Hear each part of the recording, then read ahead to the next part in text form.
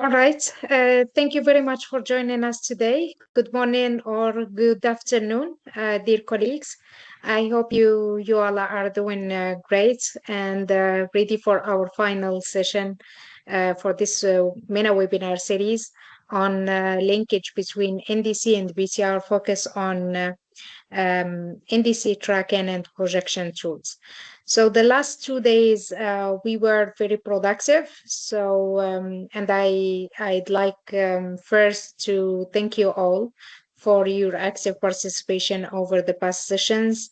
We've explored together how to strengthen the linkage between NDC and BTR, what is mentioned by the global stocktake, the guidance for preparing the NDC 3.0. We discussed the importance of smart targets and how to identify indicators. We discussed also how to calculate the progress made and what is the meaning of all of that, an overview of the CTFs, and also an overview of the second chapter on NDC tracking as it's outlined in the NPGs. And today we'll move into a more technical and forward-looking topic, which is mitigation assessments and GG projections. So the objective of this session is to strengthen participants' understanding of how to assess the mitigation measures and to develop a GG emission projection under the three scenarios: with measure, without measure, and with additional measure, to build also technical capacity to effectively use the CTF table 5 and CTFs from 7 to 11, either for reporting on mitigation actions or projection under the BTR. And the last objective is to enhance the ability to link projection results with NDC updates and mitigation planning in order to support evidence-based policy making. So for today, the workshop will include a mix of technical presentations and some practical examples, and of course, interactive discussions and the quiz. So we'll open the first session on mitigation assessment for prioritizing mitigation measures in the NDC, exactly the CTF number 5 that will be provided by our colleague Fernando Farias from UNEP CCC. And then we'll open the floor again for discussion and QA. The second session will be on projection of GG emissions and removals, CTF tables from 7 to 11. So we will have a quick overview on the difference between the scenario with measure, scenario with additional measure, and without measure. What are the projects and actions that we consider planned or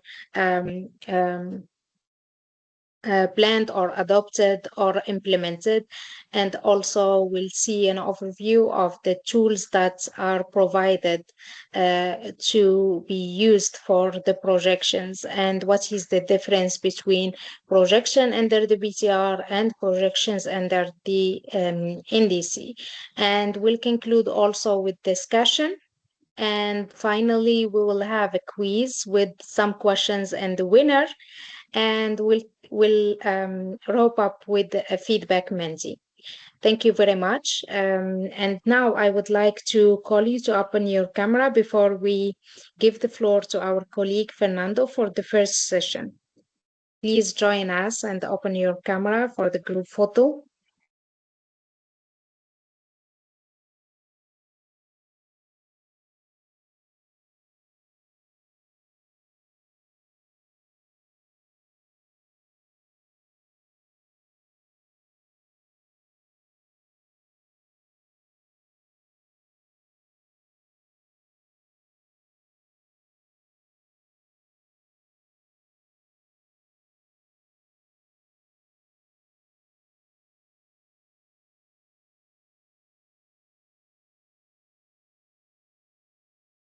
All right, one more picture.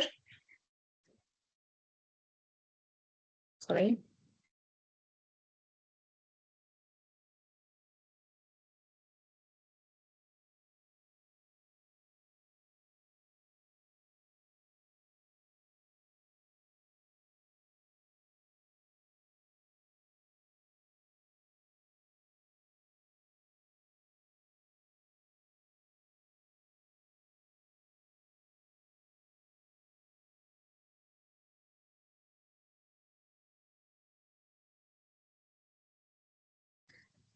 All right, Fernando, please, the floor is yours. It's nice to see you all. It's nice to see you, Natalia. Very mutual colleagues and very mutual Kelton.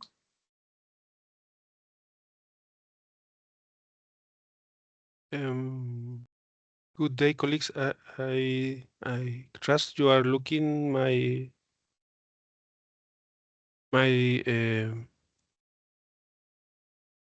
Yes. PowerPoint. Yes. Yeah. Well, with continuing with the assessment of the common tabular format, today I will introduce you to this concept of mitigation policies, measures, actions, and plans that is included in the Paris Agreement and Article 13, and also implemented in the MPGs, or the modalities, procedures, and guidelines. No, I don't look it. And they need to be reported in this common tabular format, table 5, under section D of the MPGs.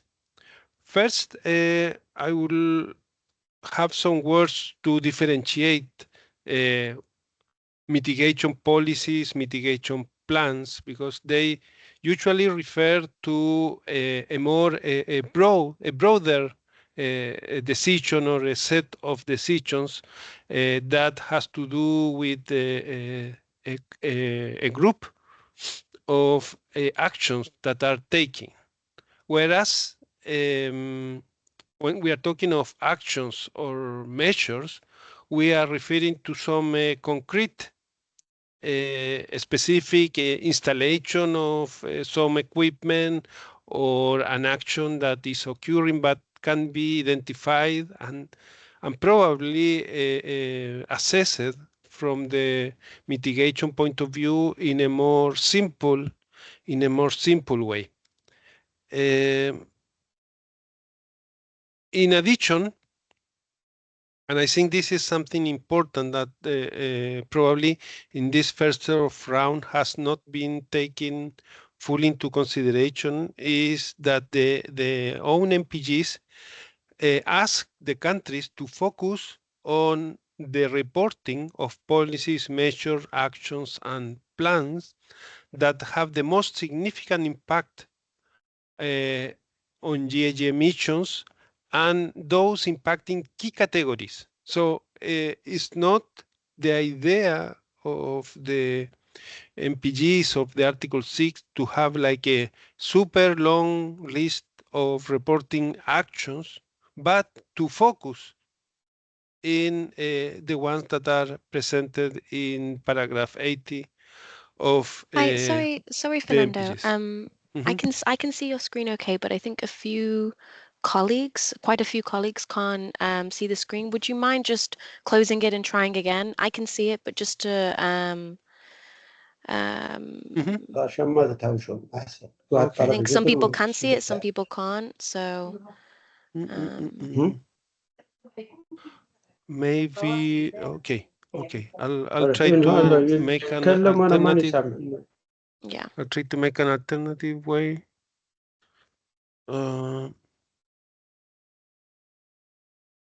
Let me see. How can I? Could you see the screen, Keltoum? Yes, correctly. I don't have any problem with that, but I think they may just log out and join us again. Try to connect again for people who can't see the screen. Let Please share me again, try to Fernando, and we'll let ask me them. try to make a sharing from the screen side. Mhm. And maybe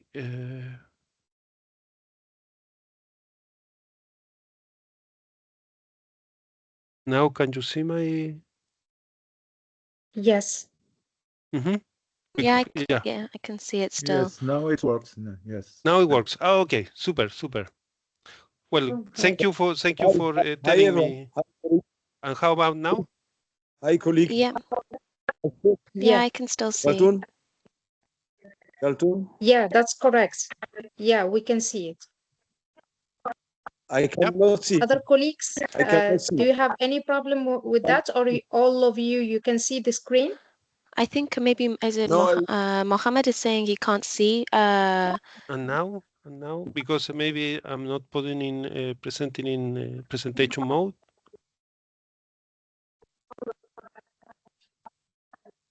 Can you see Mohammed? I think it was Mohammed who couldn't see. Yeah. All right. Great.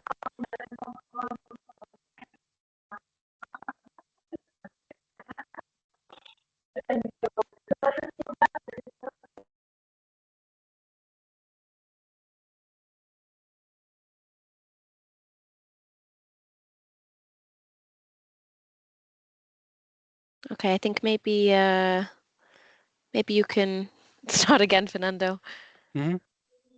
Okay, yeah, no problem. But should I put it in a presentation mode or like in this mode?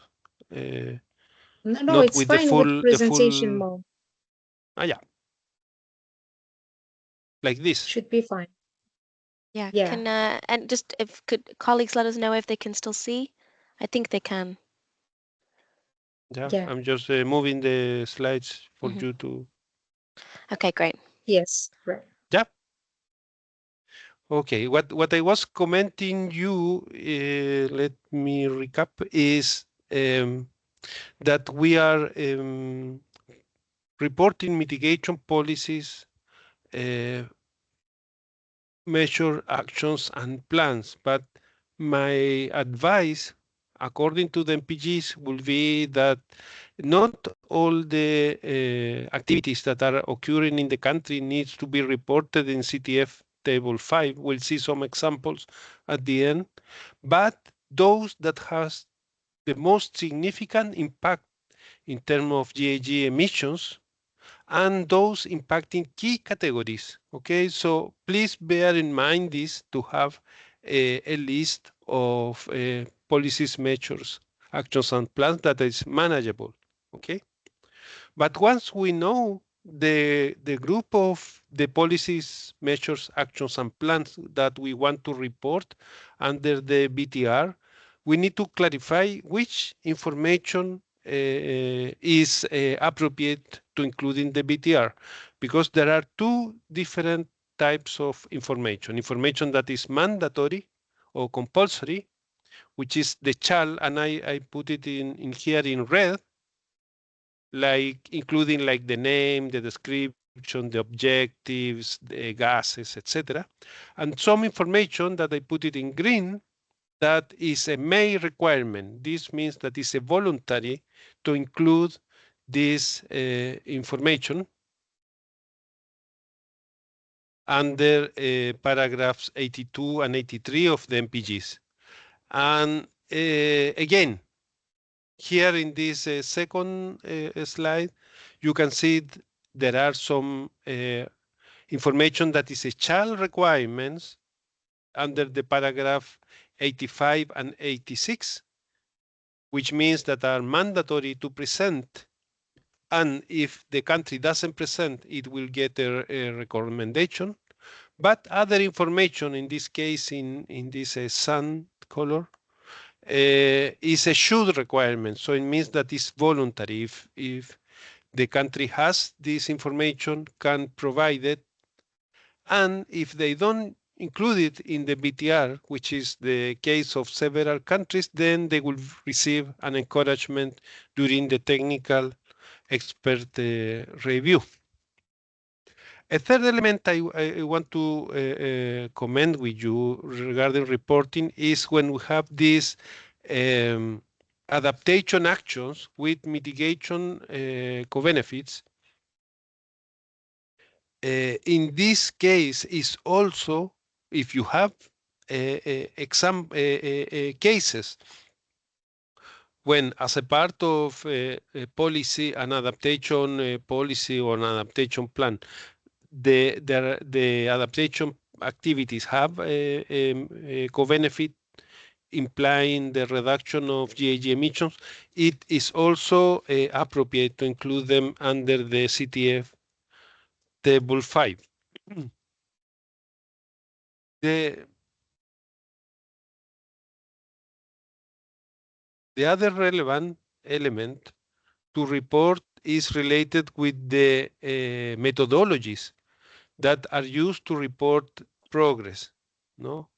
And in particular, what is relevant and what in the review it is checked are on one hand the results of these policies, measure actions and plans in terms of reduction of the mitigation actions, but also the execution of these policies, measure actions and plans, because it's relevant and it's one of the columns of the CTF Table 5 to indicate what is the status of the policy measure action and plan. Okay, so the idea is not to produce a long list of activities that will never happen, but try to concentrate again, particularly in those measures that are that are ongoing or that already have occurred.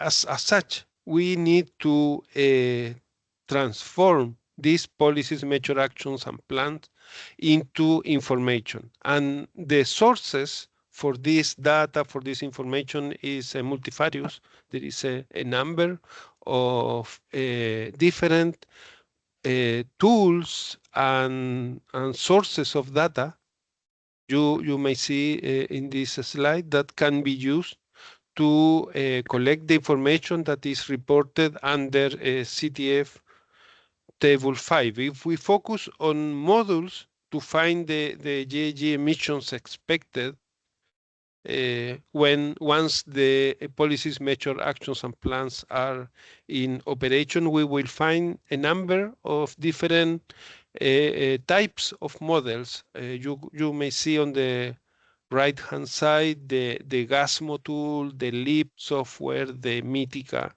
the ICAD methodologies, and a number of methodologies that are available. Most of them are free for using from parties in order to produce an estimation of what is the impact of the policies, measures, actions, and plans. The last part of my presentation, I just wanted to make a sort of identification of the type of information that should be presented by countries in the CTF Table 5. I classify the information into 4 groups, 4 types of information. A, the identification of the measure. B, giving some characteristics or features of the measure. C, the status of implementation of the measure. And D is the impact in terms of GHG emissions. Okay, this is what is supposed to be filled by countries under the CTF Table 5. As such, I took, as a matter of example, a piece of the CTF Table 5 presented by Australia. And since it is very difficult to read for everyone, I cut it in pieces, and I am presenting to you using this same differentiation of 4 categories or 4 types of information. And then you can see in terms of identification of the policies, measure, actions, and plans, the type of information that Australia is presenting under the name, the description, that it doesn't need to be a very long description, but this is a table. But if the country wants to have additional information, it's very welcome to include it under the NDC tracking of the chapter of the BTR, no? And try to avoid a super long table with a very long description. You can see also the objectives are very to the point, no? The objectives of the different policies, measure, actions, and plans. The second is the characterization of the policy, measure, actions, and plans. And then you can see that Australia presented an identification of what are the sector affected, the gases affected, the status, and the type of instrument that characterize this policy, measure, action, and plan. The third part of this CTF table 5 includes the implementation. No? When is the policy, measure, action, and plan started? And you can see that it can be started very recently or very number of years ago. And the identification of who is responsible, who's the final responsible, which usually is one or two institutions. Finally, and I wanted to show you here because some countries are a bit complicated with not having enough information, and you can see that in here Australia did not present GHG emissions for all the 4 policies, measure, actions, and plans that presented in this piece of the table. But explaining why it was not possible to present this information. So some conclusion is that different information is required for reporting these policies, measure, actions, and plans. That not all the policies and measures included in the NDC need to be reported in the BTR according to the paragraph 80. And but if the countries want to include policies, measure, actions, and plans in the new NDC, they must be at least some of them included in the CTF table 5. It will be strange that the NDC includes some policies, measure, actions, and plans, and in the CTF table 5 of the BTR, a different group of policies, measures are included. No, so try to keep these 2 elements aligned, synchronized, the NDC and the BTR reporting. And finally, regarding the number, I collected 2 examples. Australia reported a total of 158 policies, measure, actions, and plans in its BTR number 1, whereas Brazil reported only 7 policies, measure, actions, and plans. And only 1 included estimated GHG emissions. So my point here is that countries are reporting a different amount of these policies and measures. Okay, so it's up to the country to decide which ones they want to report and how relevant are them. But what the MPGs state that they need to be relevant in terms of GHG emissions and in terms of key categories. And this is what I wanted to present to you. I'll stop sharing. And you have the floor again, Keltum. Thank you very much, Fernando. Thank you very much, Fernando, for this interesting presentation. And I would like to open the floor for participants. Please ask your questions. If you have any comments or question, we are here to answer.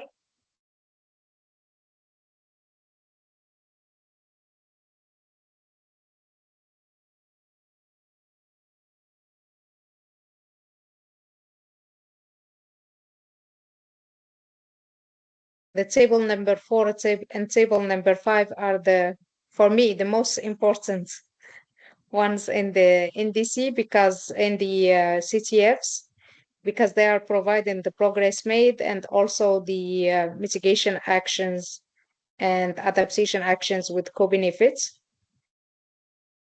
that are supporting the implementation of your NDC.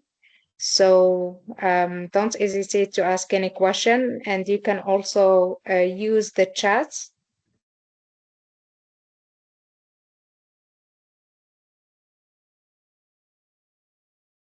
All right. I can't see any hand, which means we can move to the second session. Thank you very much, Fernando. That was wonderful. Freya, the floor is yours. Please go ahead. Thanks, Kaltoum. I'll just share my screen. Can everyone see the screen, or are people having issues again not seeing it? No, that's great from my side. Yeah. Okay, I'm getting a few thumbs up, so I'll get started on doing it this way. But if there's any problems, then just let me know and I can try sharing it in a different format. So thank you, Fernando, for your presentation there on the PMAs. And in this last session now, we're going to be covering the projections. So that is that's the CTF tables 7 to 11 in the NDC tracking chapter. And what I'm going to first do is just give a little bit of background to what we mean by projections, and obviously their relevance as it connects to the NDC, but then more specifically look at the requirements for reporting on projections within the BTR. So just to get started, before I sort of dive in, and I know we've had a few different presentations throughout the past 3 days, but I was wondering if anyone, they can either use the chat or you can just say out loud, kind of maybe state, why do you think greenhouse gas emission projections matter in NDC development? So if we got anyone who wants to quickly either put into the chat or raise their hand.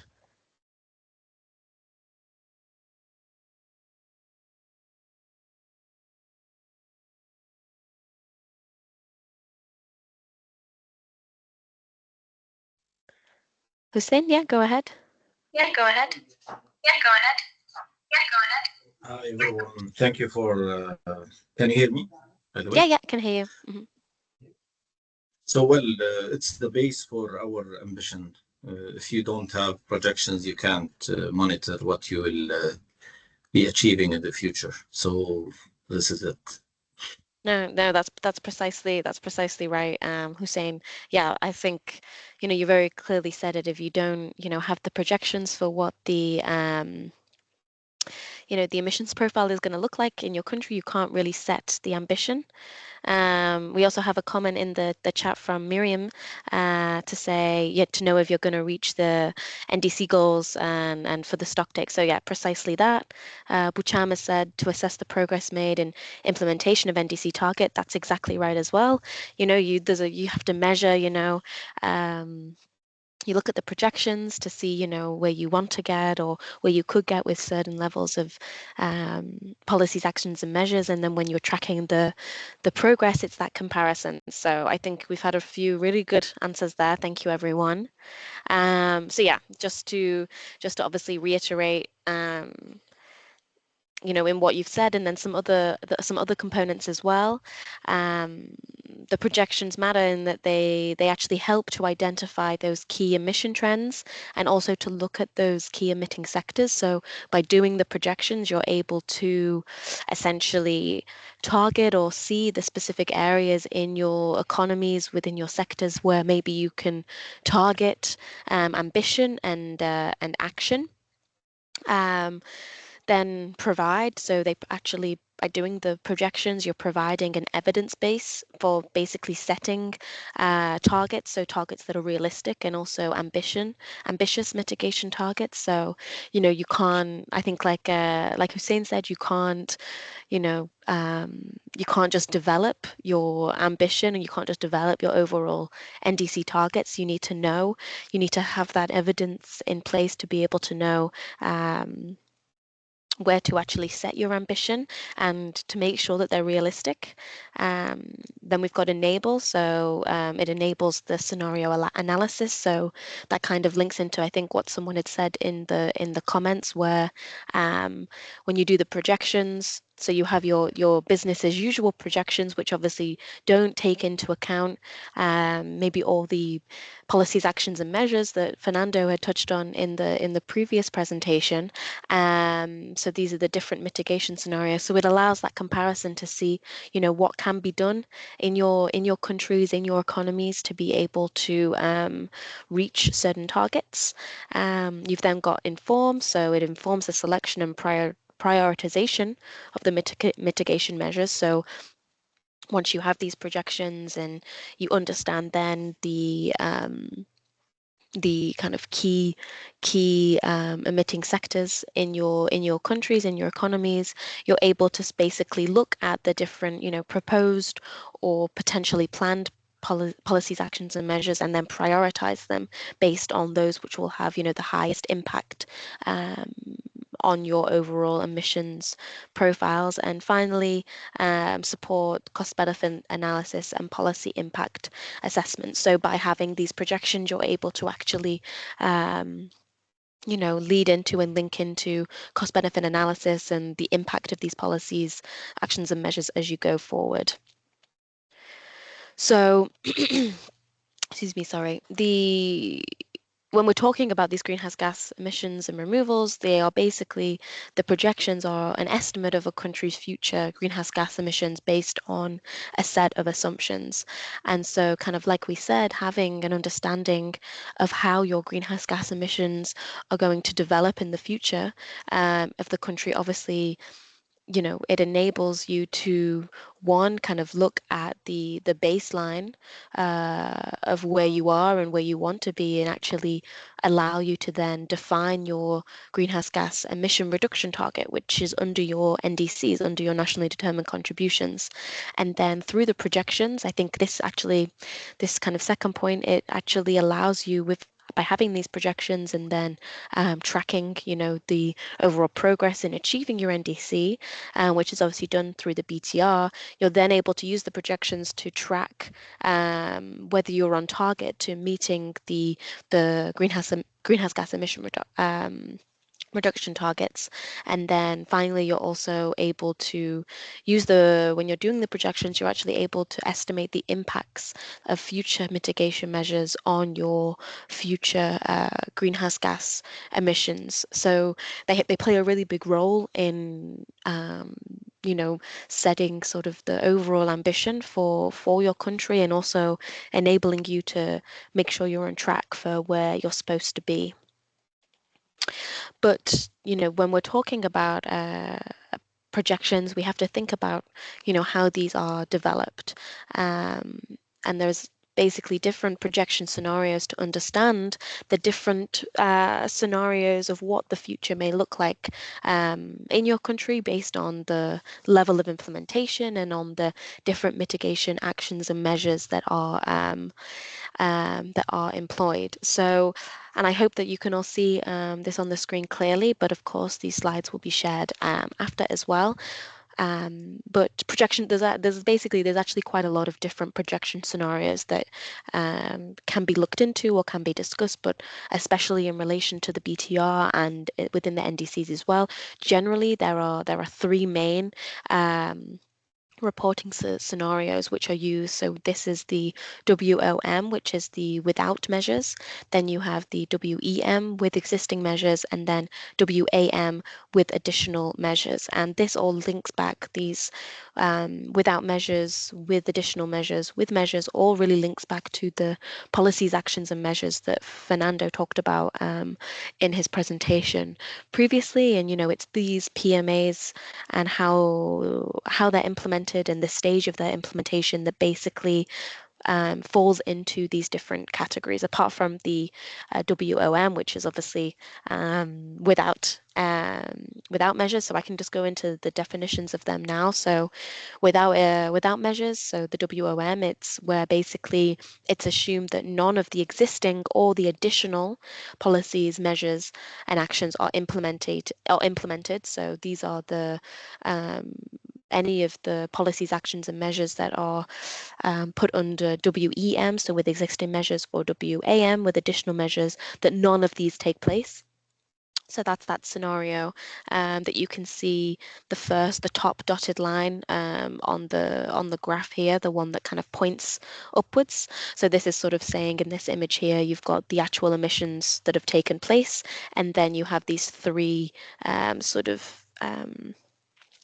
emission scenarios that take place. So obviously with the without measures, that is where the projections where the projections basically continue increasing because there's been no implementation of any policies, actions, and measures that will allow for the emissions to be reduced. Then with existing measures, so WEM projection, this basically encompasses the currently adopted policies and measures at the time of the project compilation, and that following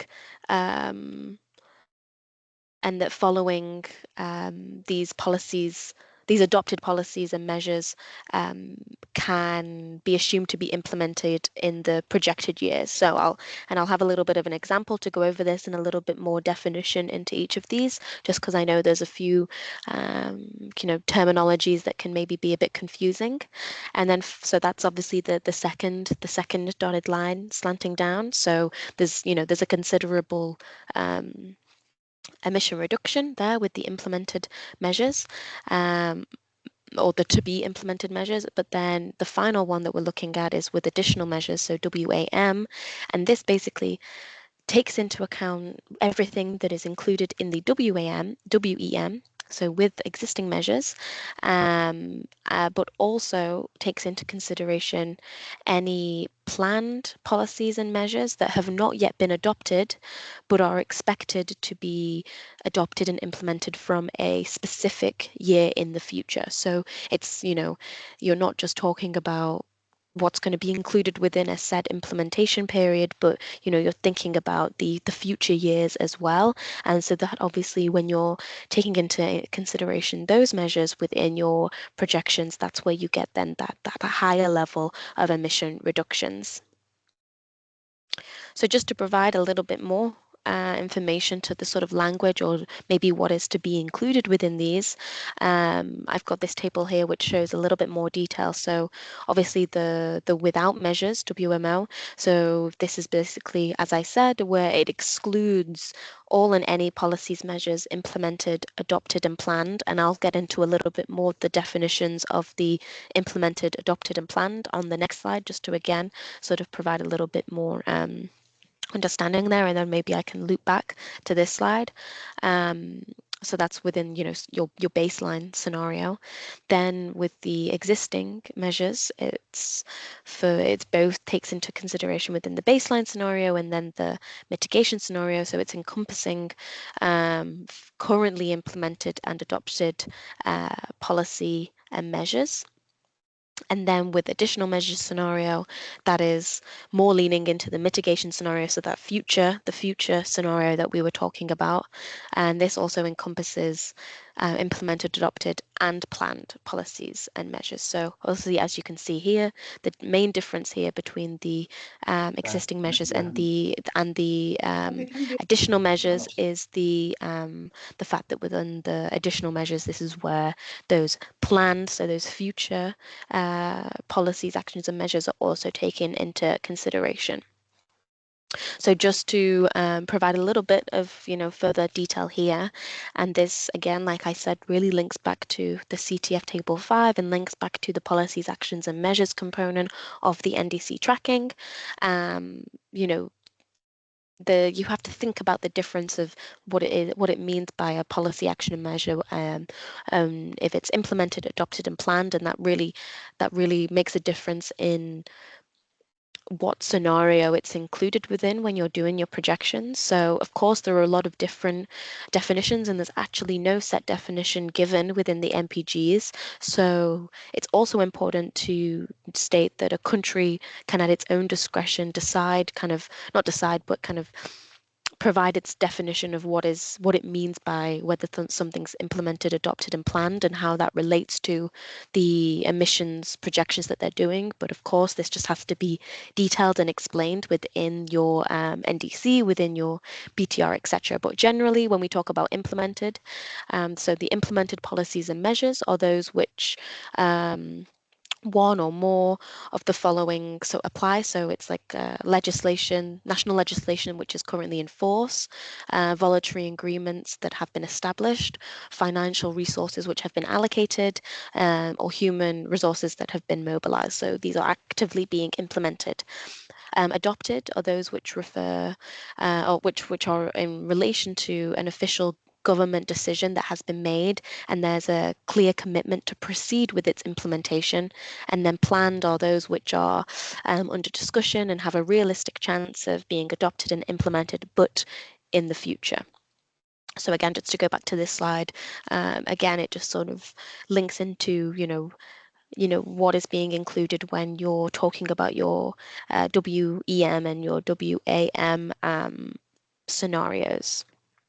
So I have just a short little, I guess, example here that I'd like to ask you all. So in a set country, in a, whatever set circumstance, an energy efficiency regulations are planned to be adopted in 2015 and will be implemented in 2018.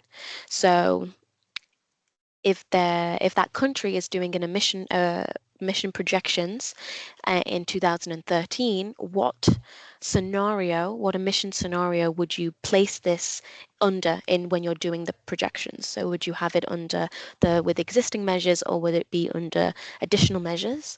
And then the second part of this would be for the same country then, redoing their emission projections in 2017, what scenario would this be included under? So does anyone, either you can raise your hand or you can put your answers into the chat. So again, this regulation on energy efficiency will be adopted in 2015, and then implemented in 2018.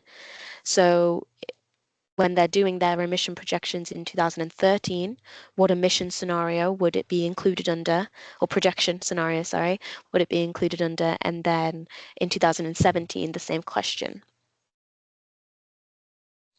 Have I got any brave volunteers or anyone who wants to?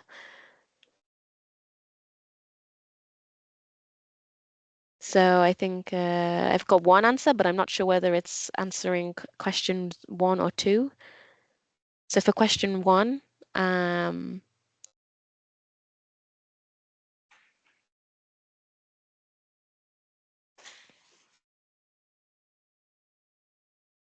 okay, so they said for question 1 with existing measures, and for question 2 with additional measures. Does anyone think the same? Bucham has now said with additional measures for 1, and yeah, we've got a thumbs up on that one. Again, Hussein has said the same.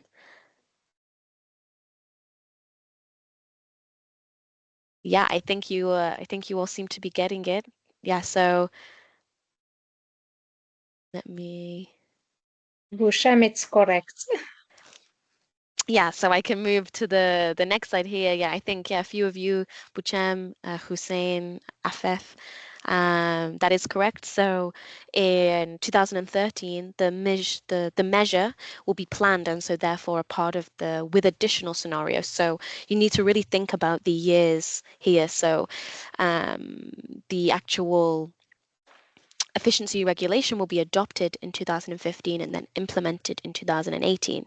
So really you don't need to look so much about the implementation period when you're thinking about this in too much depth. It's kind of good additional information to have. But what you're really looking at is that adopted. So when they're doing their projections in 2013, this regulation has not yet been adopted. It's something that's maybe planned, but there's no formal adoption of it yet. So therefore it's counted under the additional measures scenario. So it's something that, you know, they're expecting to happen, but it's not yet planned or formally, you know, planned or adopted within their projection scenario. And then for when they're now in 2017 and doing their emissions projections again, this energy efficiency regulation is adopted, and therefore it's going to be implemented in 2018, but can therefore be captured under their existing measures because it's an adopted regulation that's going to be taken place. So yeah, thanks to all those who answered, and it was nice to see so many of you getting the right answer on this. And for those who maybe got it switched around, I hope maybe through the explanation that's clarified a little bit more why it's under existing additional and then existing measures. But of course, if anyone still has any confusion, please let me know or raise your hand, and I can go over in a little bit more detail.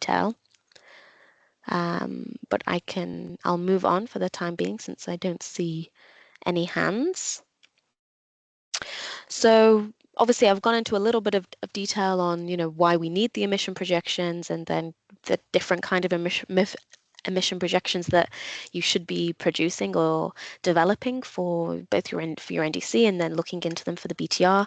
But when it comes to actually developing the emission projections, they generally, you know, start with two main elements. So first you have to think about your starting point. So this is sort of the you know, a well-defined inventory from a historic period of time. So this is actually your greenhouse gas inventory. So that is something that, you know, you develop one in the BTR, but you also develop it under, you know, different reporting requirements in national reports. And then you then have to think about these different scenarios or sets of scenarios, set of projecting parameters and variables and assumptions. And these are basically applied to that historical data activity, so to your existing greenhouse gas emissions that you have in your country. And so you use that against the activity data and the emission factors to basically provide projected activity data and emission factors for future years consistent with your starting point. So you're basically using your greenhouse gas inventory that you have over, you know, this could be from 1990 to 2015, but, you know, if you don't have that 1990 data, this can be from 2000 to 2015, etc. And you're using your existing inventory along with these different assumptions to sort of apply these assumptions and parameters to your existing activity data to make those projections for the future. So, you know, when just to link back a little bit to the BTR, obviously in the case of the BTR and NDC tracking, that historic data point is your CTF6, your inventory, but you're also looking at your common reporting tables where you're actually detailing all the information of your national inventory. And then, yeah, these assumptions that are applied to your existing activity data, to your existing greenhouse gas inventory or other kind of forms of doing it, this is basically different parameters and assumptions that you would think about. So when we're talking about these different parameters and assumptions, it can be a wide range of different things. So for a lot of the time, for a lot of countries, for a lot of projections that are done, you're obviously taking into account the overall kind of population growth and population development and structure. You're looking at your GDP rates, tax rates. You also have to take into account, projected international fossil fuel prices, etc. When you're talking about, making projections for the transport sector, you need to think about, projections for number of roads on the number of cars on the road, sorry, or the planned expansion of road networks and kilometers of road, etc. And also, potential fuel consumptions in the future. And then there's certain assumptions that you have to think about your economy, both, your domestic economy, but you also have to think about, international factors as well. There's also technology development trends. So thinking about how energy efficiency of technology and equipment is actually going to improve, or you're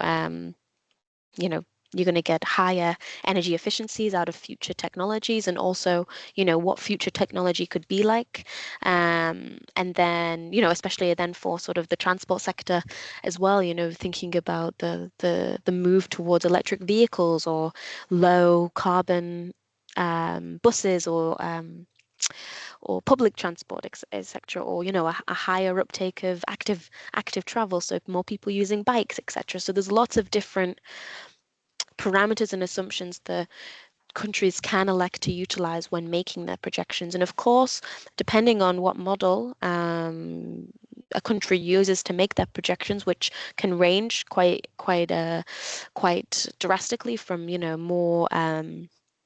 more sort of I don't want to say basic, but top-down methods of making projections where you're just looking at very high-level national statistics, and so maybe you would only be accounting for certain things like population growth or GDP projections, etc. But you can also have super granular bottom-up approaches where you have to maybe take into account a lot more of these assumptions and parameters to make the basis of your projections.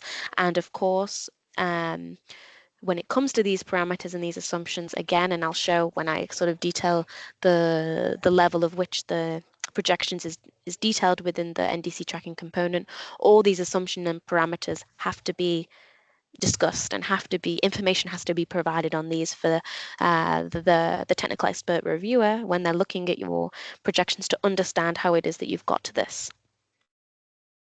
So just to kind of go into a little bit more detail on what needs to be considered when you're doing these emission projections, is that you also have to really think about developments that are going to be made in your economy, in technology, and then in policy, because we all know how drastically kind of those aspects change from one year to another. And so when you're making projections up to say 2050 or 2035 or 2030, there are going to be considerable change and developments within these areas. So you really need to think about the expected development of your economies, so reflecting the changes as they relate to the relevant activities that are occurring, then the expected development of technology or practices, especially as it relates to emission factors. I think that's where this really comes into play. Emission factors will change drastically as technology advances. You'll be getting, or what we hope to get is, as technology advances and as we get more sort of technologically advanced, I really always struggle with pronouncing that, and energy efficient sort of processes, that the emission factors would therefore drop. So maybe there wouldn't be a huge decrease or increase, say, in the activity taking place within a specific area or sector, but if the technology itself is improving, then you're going to have a different kind of level of projections coming from that over a given time. And then of course the expected policies, measures, and the effects that these will have both on the activity data that you're looking at, but then also the emission factors as well. So I think, you know, this kind of box at the bottom here really sums it up. So emission projection models combine that information from the historic inventory with the available assumptions and understandings of future developments in the economy, in technology and policy to therefore provide that estimation of the emissions that would result if these different assumptions and understandings become a reality. So I know we kind of talked about that in the very first slide about painting that picture of what you know, the future emissions profile could look like in your future given a different number of scenarios. But this is basically when you're developing these scenarios, these are the elements that need to be really considered. So when you're then making your projections, obviously there's a lot of, well, there's endless amounts of information or considerations that need to be made, but some of the key ones that, you know, it's important for countries or for the, you know, the teams who are developing the emission projections to do is to consider, sorry, is the actual quality and that availability of your historical data. Then looking at that selection of appropriate models and methodologies, which I'll cover a little bit on the next slide, and I know Fernando touched a little bit on in his presentation as well. You've got the transparency and documentation of all the assumptions and the parameters that you've made. So as I sort of touched upon in my just then, you've got the sectoral granularity and the data disaggregation. I think that also really links into that selection of appropriate models and methodologies because, you know, you don't want to be selecting a super advanced or super granular form of model or methodology if that data isn't there or that data isn't there right now. You know, the priority isn't, you know, making a super advanced projections model for your country. The priority should be developing, you know, a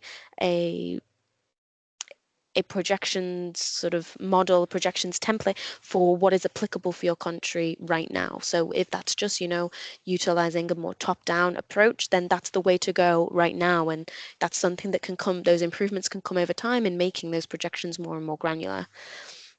Also really important when you're developing projections is to have that stakeholder engagement and institutional coordination. And this is something that I think is, you know, it's applicable and relevant for everything that, you know, countries are doing in terms of their BTRs, in terms of their NDC development.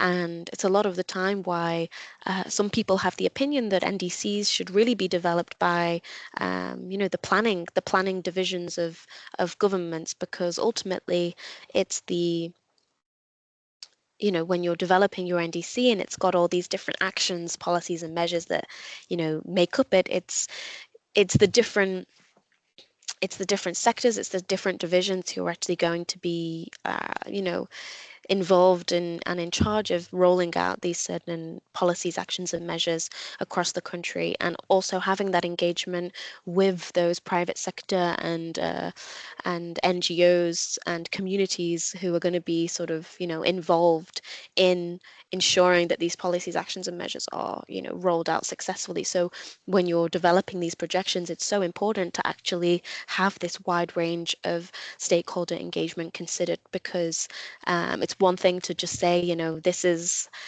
where we are at, this is where we want to get to. Let's just say that these are the different policies, actions and measures that will allow this to be rolled out, but without, you know, actively engaging with those who are going to be involved in them, you're not actually going to be able to achieve anything that you set out to do. So it's really important to have that very holistic approach to development. And then, of course, aligning these projections to the national development and energy plans. And that also obviously links back to what I just said then. You know, NDCs, greenhouse gas inventories are, you know, some of the, you know, one of the most important national documents that countries have. But the national development plans are basically what is setting out for the country to look like in terms of its development, and these processes and these documents and then the projections that you're talking about all need to be aligned. So that's again where those, linking back to the PMAs and CTF5, that's where that importance really comes from, of ensuring that these are being considered in the most, you know, most appropriate way. So then just to move on and talk a little bit about the different models. So like I said, there are endless amount of models that a country can utilize to develop their projections, and they can range from very, like I said, really granular models that are really can consider, technology on a very discrete level or project-specific climate mitigation policies.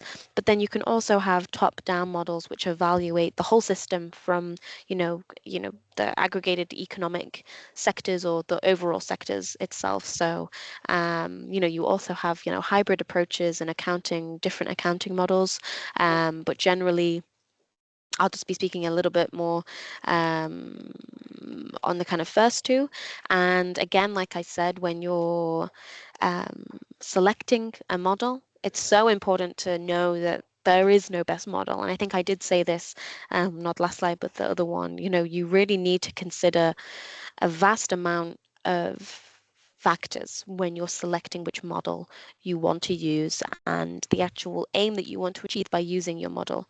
So I don't know how clear the image is on your slide there, but you have to consider things like your internal resources, the expertise of the persons or the person developing the projections, what data you have available, the cost, because some of these, if you utilize an external model, there are licensing costs that have to be considered. If you want to develop your own in-house model, then you have to think about, the level of expertise that you're going to need for that, bringing on new staff to actually develop these models and tools.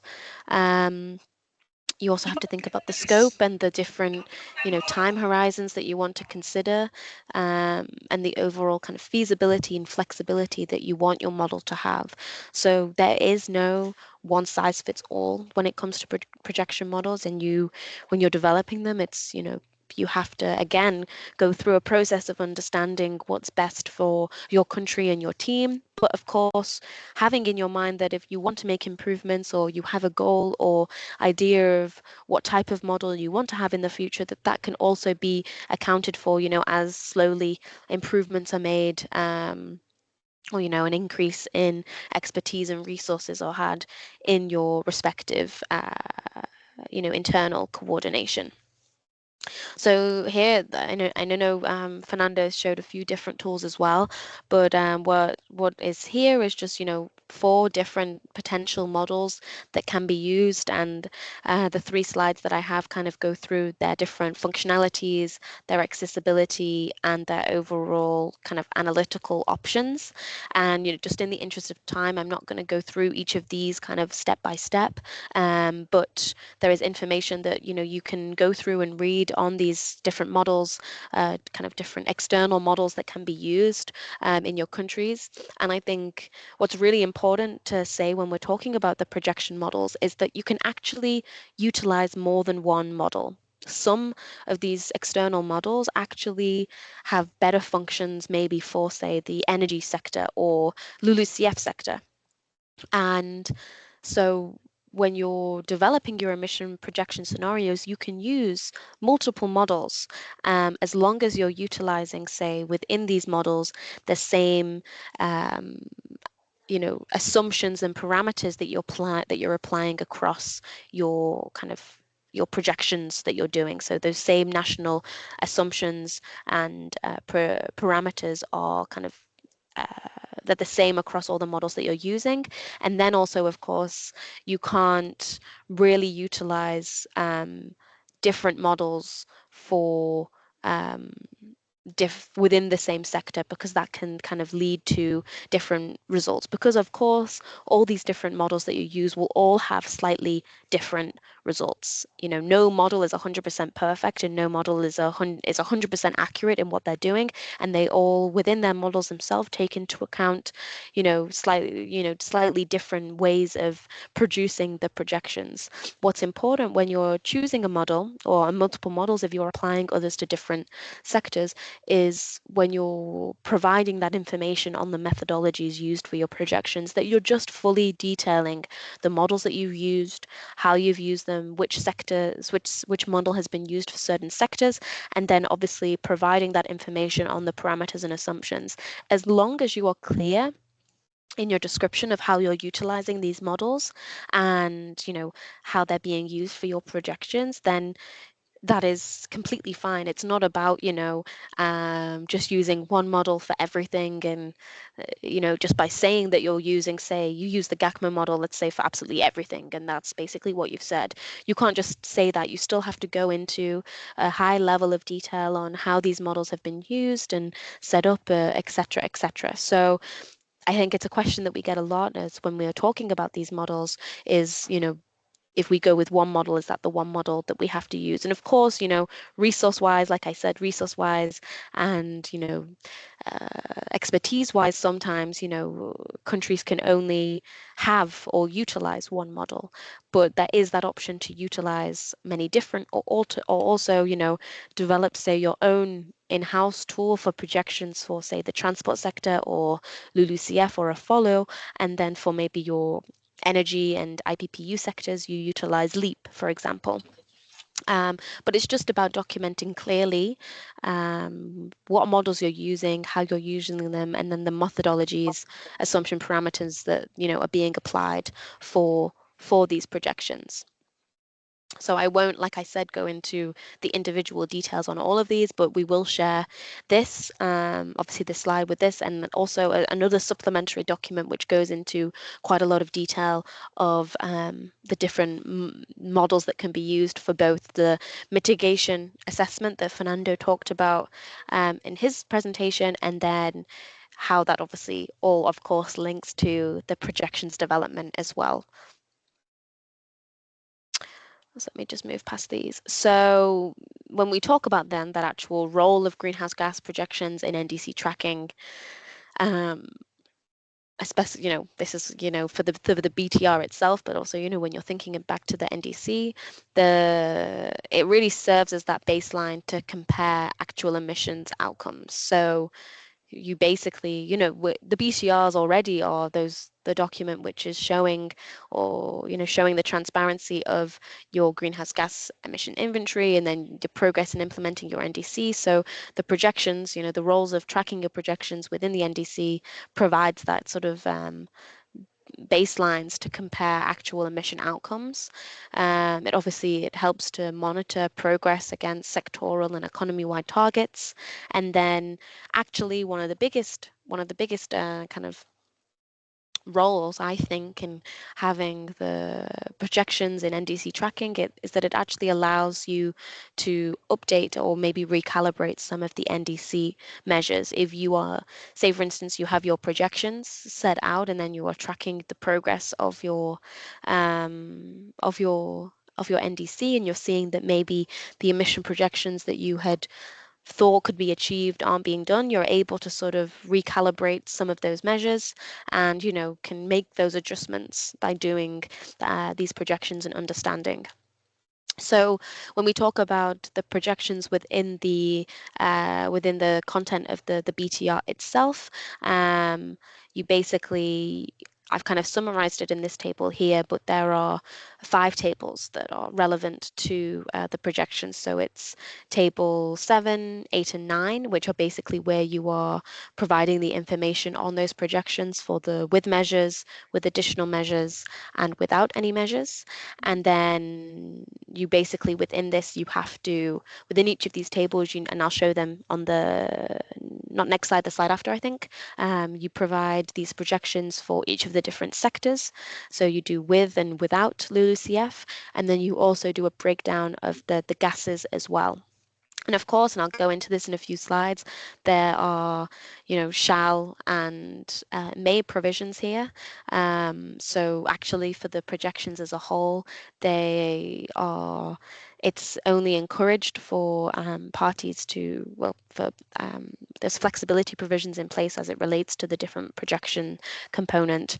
And then even within that, for the additional measures and without measures, they are made provisions. So it's not mandatory to report on this, but of course, very much encouraged.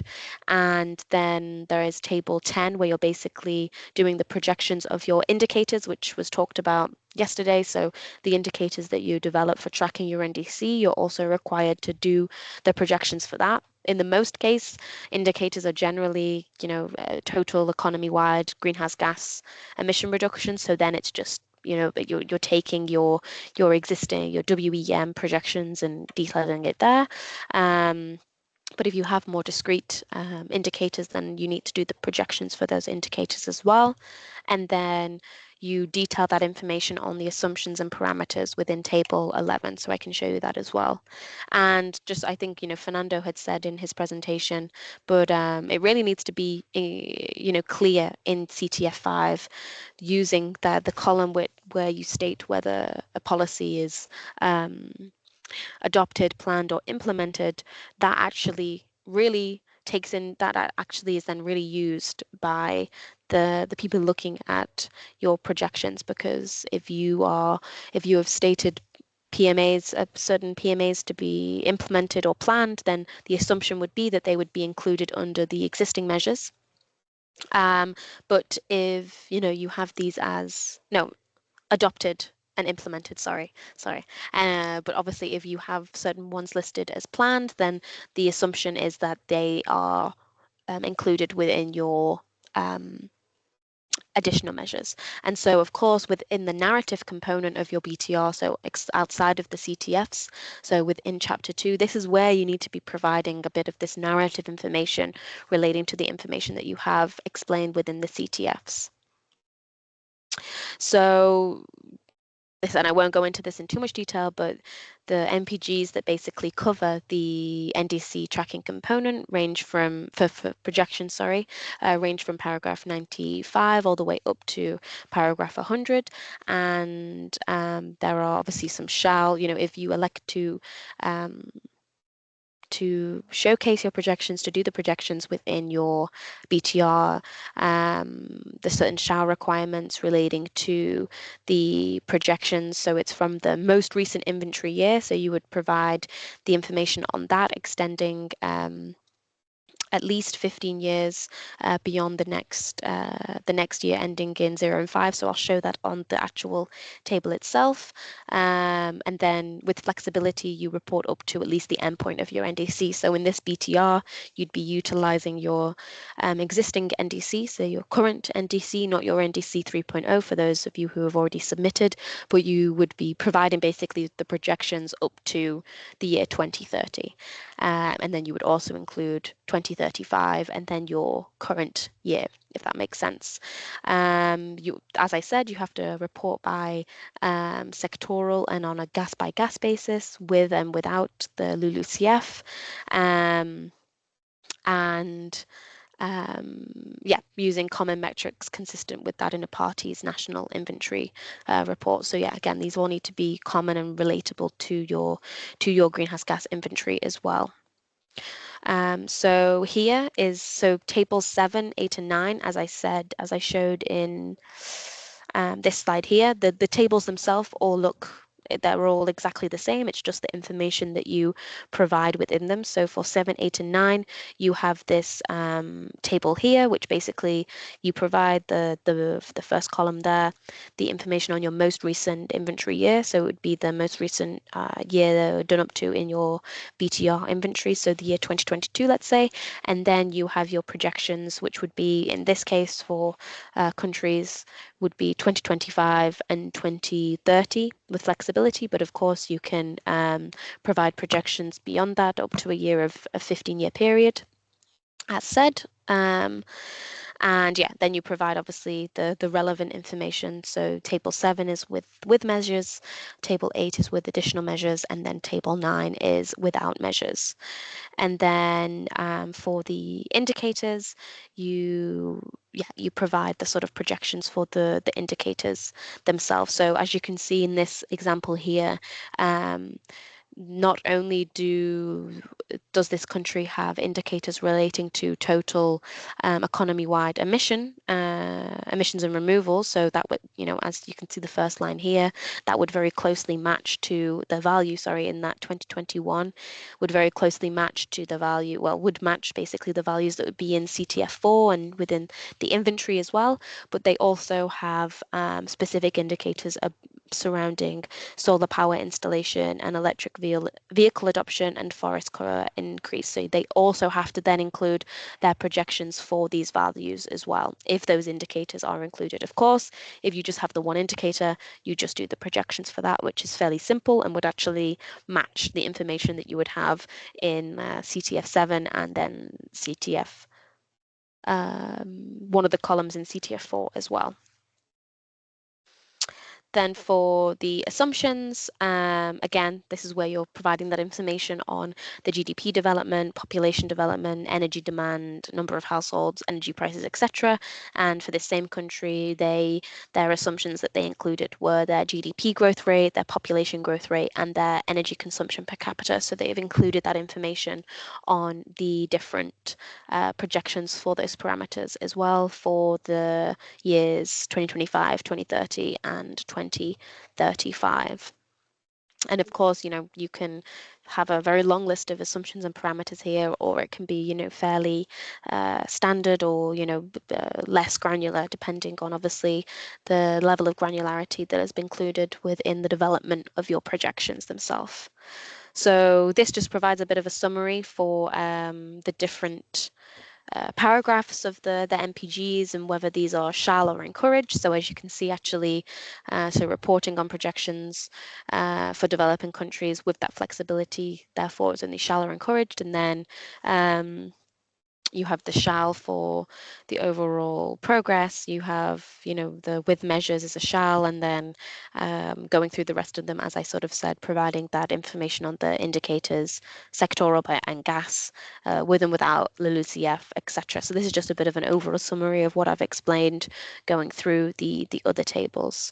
So I think I ran slightly over there, but just to kind of summarize the key takeaways, when we're talking about the projections, they're very much critical for providing, developing an NDC that's actually rooted in evidence, not just developed based on, where you want to be.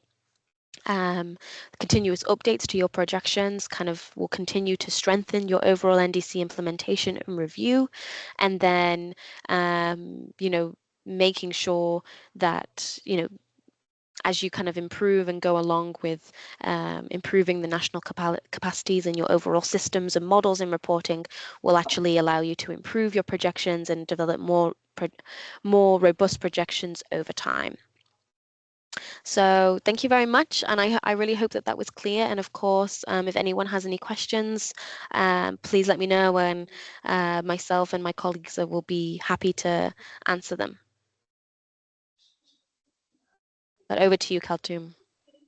Thank you very much, Freya. Thank you. That was really with a lot of details, very interesting presentation.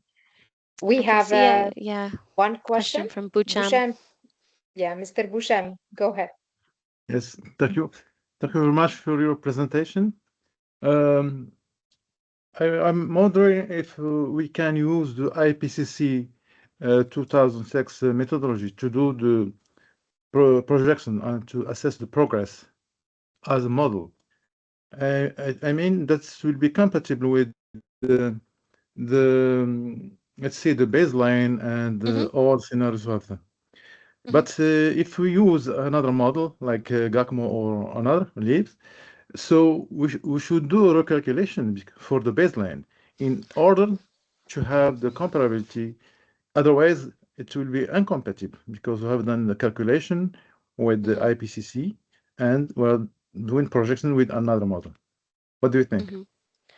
Well, I'll first answer, then maybe Fernando might have some additional thoughts. But obviously, when the starting point of your projections is obviously having that historic data set, which in the case of countries is their greenhouse gas inventory, which has been developed using the IPCC 2006 guidelines. So that is that sort of historic data point, which you would then utilize within your model itself. So my assumption is that you don't need to recalculate your baseline, your historic greenhouse gas emissions when you are, utilizing a certain model that you're doing, because that is your starting point that you're using, and then all the assumptions that you're utilizing that you feed into the model is based off of that historic starting point. So you don't need to recalculate your sort of, your base year or your historic emissions profile when you're utilizing a model to develop those future projections. What I can add, what I can add to my colleague Freya is that several of these models already have implemented the same emission factors that the IPCC 2006. So if you are using them and you are using like the appropriate global warming potential under the IPCC assessment report 5, which is the global warming potential that is included into the MPGs, then you should be on the safe side, because you will be using the same emission factors, IPCC and the same global warming potential. At least what I'm aware is models like GASMO and LEAP, they are using these emission factors 2006. Okay, thank you very much. I agree. If we have this information that they are also built in on about the IPCC 2006. Thank you. Thanks, Boucham. Are there any other questions? I think if we don't have any other question, we can go to the Menti. Yeah, of course. And I think, like we said, we'll be sharing all these slides after today's meeting. So if you do have any questions, then please feel free to reach out to myself, Fernando, and Kaltoum over email, and we'd be happy to answer any further questions that you have, on an ad hoc basis. Okay. Thank you very much, Freya, and thank you, Fernando. And now I would like to call our colleagues to join us to do the quiz and then the feedback. Please scan the QR code here, or you can go to thementi.com and use the code 12280-118.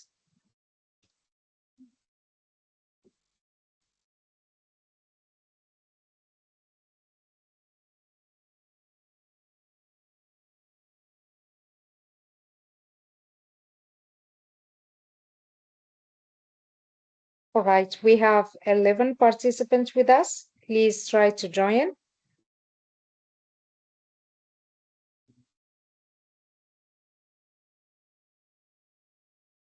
12. You still can join scanning the QR code, or you can go to menti.com and enter the code here, 12280118.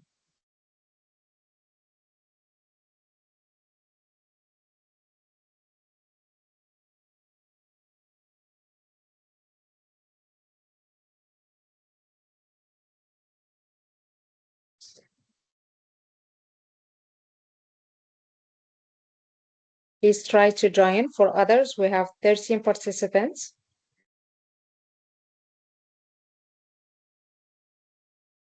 All right, so then we can start with the first question. From where are you joining us today?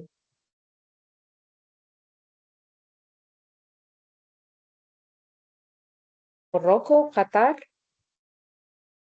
Tunisia, Egypt, Jordan.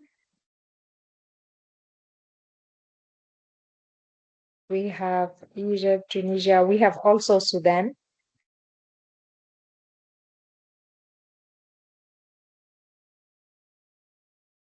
Sudan.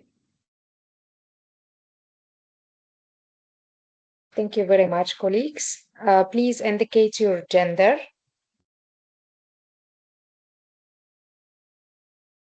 We have 3 males and 9 females. At least reach out the 50%. We need some gender balance in the MENA region, Freya. All right, 13. Great. And then now with the first question, we have 7 questions. What does CTF Table 5 primarily capture? Is it support needed in to receive the mitigation policies and measures, progress made in NDC, adaptation co-benefits? This is the easier one.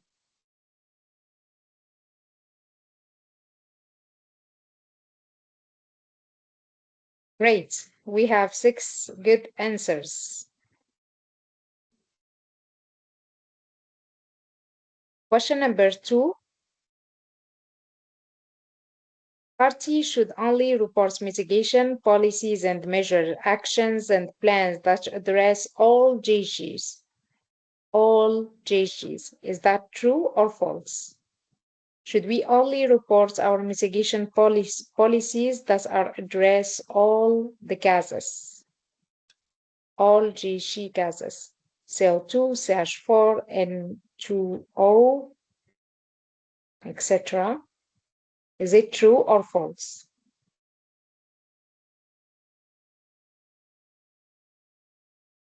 False. We have 11 good answers.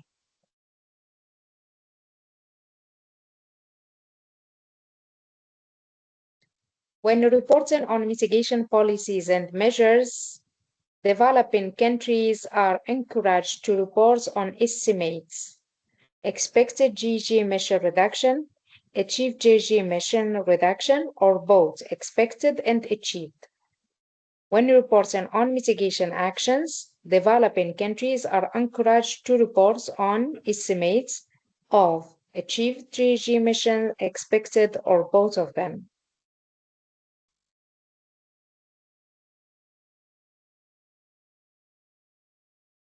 Both. We have 8 good answers. And question number 4. What is the main objective of developing GG projections? Is it to estimate historical GG emissions, to assess the impact of policies and measures on future emissions, to calculate GDP growth, or to track adaptation activities? What is the main objective of developing GG projections? Is it to estimate historical GG emissions or to assess the impacts of policies and measures on future emissions, to calculate GDP? Great, we have all participants answered the good answer. All right, question number 5 now. What distinguishes a planned policy from an adopted one? What is the difference between planned policy and adopted one?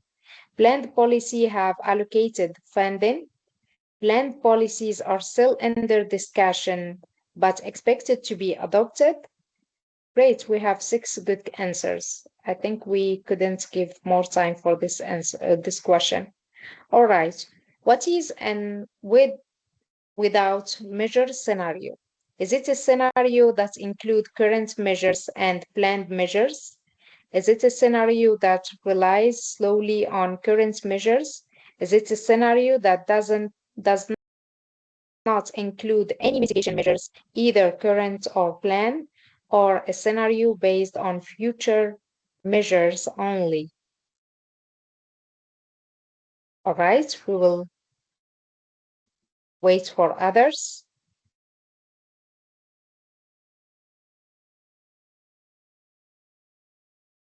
We have 9 good answers. Question number 6.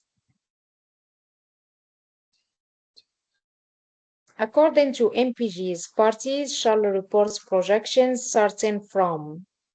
According to the MPGs, we shall start our projection from 1990 and extend 20 years ahead, or the most recent inventory year at least, and 15 years beyond, or the first NDC submission year, or 2020 only.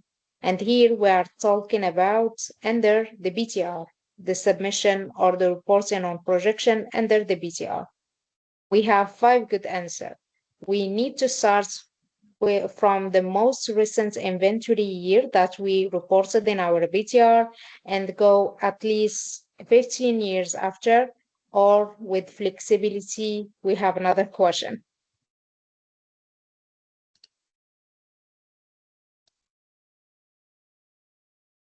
What is the minimum time frame for projection to be reported for a developing country party that exercises flexibility? Is it its NDC end year, or 5 years after its latest emission data, 10 years or 15 years? And here we are talking about the flexibility that is provided for developing countries in terms of the time frame of or the period of your projection. No, here it's we have like 9 false answers and only 1 answered correctly. As we mentioned yesterday, and now for projection, we need to start with our most recent inventory year that we have, like the last reporting year that we have in our BTR, like for example, 2022, and go at least 15 years after. That's the requirements for all. But for developing countries, if we want to use flexibility, we can end with the target year of our NDC, and it's the NDC end year. Like, for example, from 2022 to 2030 or 35. It depends on your end year and your NDC. All right. Who is the winner now?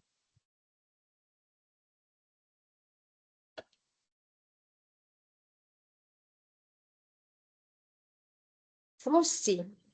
Who's Frosty?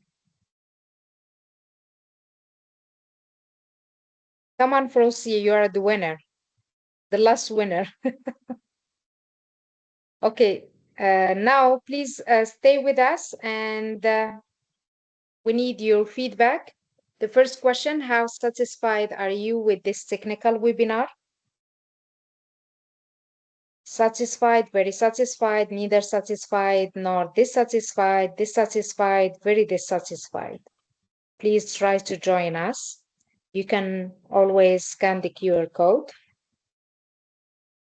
Thank you. Come on, we have 17 persons. We have 17 participants with us already.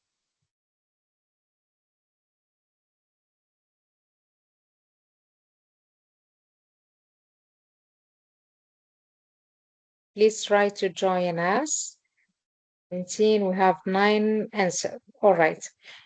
Was this event useful for your work? Is it yes, no, or in parts? 1 in parts and 6 yes. 8. All right, we have 9 answers, 10, 11. Good, that's good. What was the most useful that you will take away from this webinar?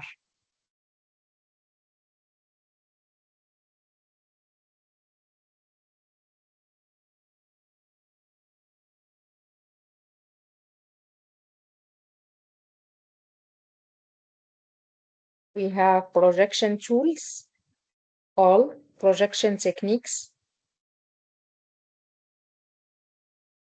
model types and timeframes we need to abide to, all informations, how to do the projections.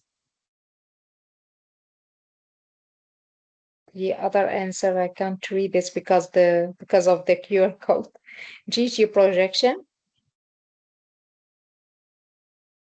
All right. Thank you very much, guys. And now I would like just to call Freya or Fernando for the, if you have any like few words to close the webinar series. Thank you very much for joining. No, thank you. Thank you, Kaltoum, and thank you everyone for attending over the past few days. And yeah, we'll be sharing all the materials on the platform following this. And yeah, to just say, obviously, if you want to reach out to myself, Kaltoum, Fernando, or any of the other wider team on anything that we covered in today's session, then please let us know, and we'll be happy to respond over email. And yeah, we hope that this was useful and interesting. And then, of course, if you want further information on anything or more dedicated or targeted support relating to any of these areas, then of course we're also available for that as well. But thank you to Kaltoum, and thank you everyone for their participation. And yeah, we look forward to seeing you at the next webinar series, and of course at the annual meeting as well. Thanks everyone. Thank you very much, Freya. And we have also the winner is Muna Bispis. Congratulations, Muna. You deserve chocolates. Maybe next time. And I would like also to announce that, as Freya said, we will send you all the material and also all the recording. So in our YouTube channels for the 3 webinars, and they will be also communicated or published in our platform. For the next webinar series, it will be on Article 6 reporting, and in collaboration with NASIF and SID with GGI in the MENA region, and also maybe with RCC MENA. So it will be from the 25, 26, and 27 2 technical webinars, and then the last one will be an experience sharing. Thank you very much for joining us today and all these 3 days, and see you very soon. Thank you. Bye-bye. Thank you. Bye-bye. Thanks everyone. Bye. Thank you. Bye.